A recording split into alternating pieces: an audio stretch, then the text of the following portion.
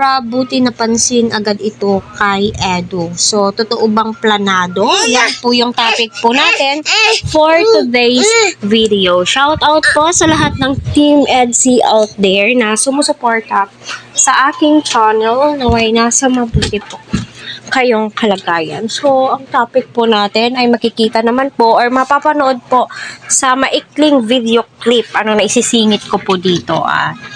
Totoo ba na planado? Para may pag-usapan. So, alam niyo naman po, no, napaka-importante yung may pinag-uusapan para mas mainit-init ang balita, para mas tutukan ng mga supporters. So, ika nga nila, matibay, pero alam naman po natin, kung solid lang po yung pinag-uusapan, pinaka-solid po ang EDSI at lahat ng Key Angels love teams out there. So, yun. Naway patuloy po natin suportahan si Kalinga Prab, Kuya Val at ang buong team. Please, wag po natin skip ang kanilang ads.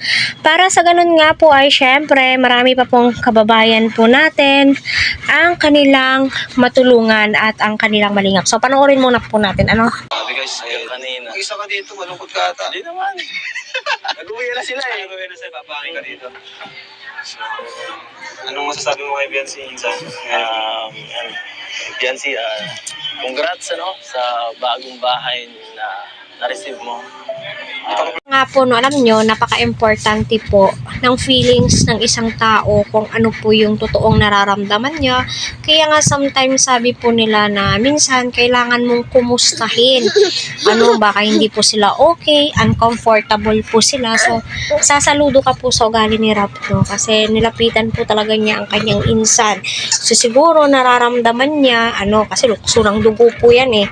Nararamdaman niya na uncomfortable po talaga si Edu. So siguro, pansin din po niya na hindi po nabanggit ni Beyonce, pero